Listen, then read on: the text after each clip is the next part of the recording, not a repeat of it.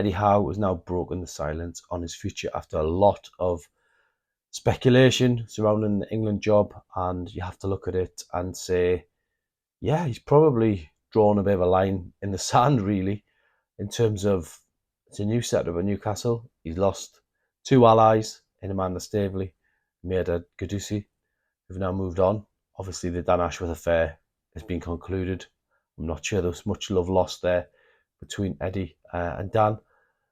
And you've now got two new sort of figureheads coming in, James Bunce and obviously Paul Mitchell. So they are going to be more hands-on.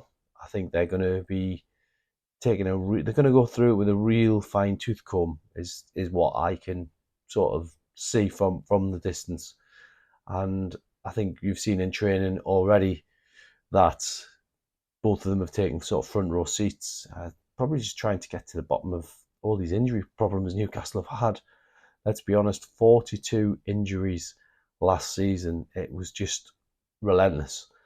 And we've already started the new season, and as Eddie Howe himself admitted, there's a hangover with Botman still out, Lascelles still out, and now we learn that Callum Wilson's going to be out for a while with a back problem. So a lot of things to resolve, I would say, behind the scenes. Eddie Howe talking about boundaries, quite where he's going with that. Only he will know, only Mr. Mitchell will know that as well, because ultimately they've come in with a range of sort of tasks to do, and one of them will be recruitment. So he's going to have his own ideas on recruitment. I've been told that he's going to have an input on potentially playing style, which is very close to what the coach decides. We've seen Darren Eales talk about how they want to get Eddie Howe onto the grass and training with the players. That's what they see him doing best. And I've also heard Eddie Howe this week just referred to as the coach. So that is a long way from where Eddie Howe was when he first came in, because he had a big impact. He had a big say on transfers. He got the players he wanted. He identified the players he wanted. He knew those players were going to fit into his style of play. So that could be a change. That could be some of the boundaries that Eddie Howe is talking about. And I think, yeah, it's going to be a very interesting few weeks. Now, the England job. I just got back from Berlin last week with England over there, and obviously there was a vacancy which is now being advertised, and it's going to be one that Eddie Howe, whether it's at the forefront of his mind at the moment, only he will know that fully, but it's been in his mind before, and he obviously spoken about it. He said yesterday that the quotes that have recently been bandied around are they're old quotes, but it would be a funny thing to have a completely different opinion on all of a sudden, that you're not going to be interested in the England job. But I know day-to-day training, day-to-day working at the club, but ultimately he said he's happy at Newcastle, providing the conditions are right. And if he makes that suggestion, then that says to me that maybe they're not right at the moment. They're not how he would like it to be. So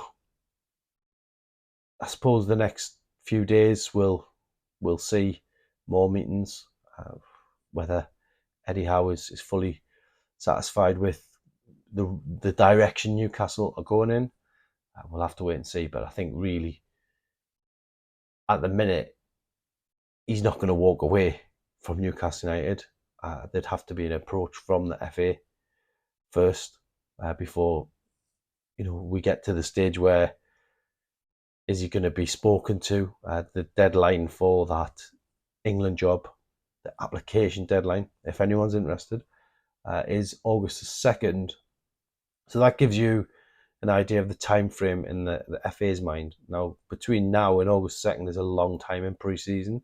So you would expect Eddie Howe to just get on and get his head down. Playing a game today over in Germany, behind closed doors, practice game really. We'll hopefully get some details on that for you later. And next week they've got Hull City, so that's all played out in front of the public. So an interesting time ahead. And it's been an interesting week, let's be totally honest. And I think Eddie Howe, what we do see sometimes is Eddie Howe will let the opposing manager do his press conference before his. I think he likes to know what has been said. Well, this week we've had Darren Eales come out and speak first, then Paul Mitchell, and then Eddie Howe. So I think he will have absorbed everything said in those interviews.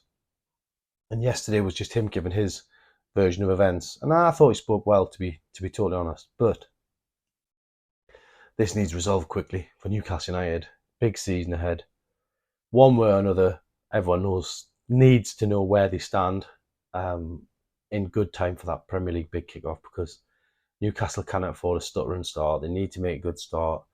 You've got the opportunity with the fixtures. Southampton at home first. Hopefully it's a lovely red hot day. Newcastle get off to a great start and set the tone for the season. And hopefully Eddie Howe's in the dugout from the Newcastle United fans' point of view. But ultimately, I think what we're seeing at the minute is a very public sort of playing out of what's going on behind the scenes. And I think everyone's kind of sort of drawn the lines in the sand. I think Eddie Howe certainly did yesterday. Whether it's recruitment, whether it's on playing style, whether it's something else, only he will really know, and he wasn't prepared to go directly in that detail. He may do go further forward. He may be pushed on different questions and different voices. We'll have to wait and see. But ultimately, Newcastle United, they need that stability, and they need it pretty quickly.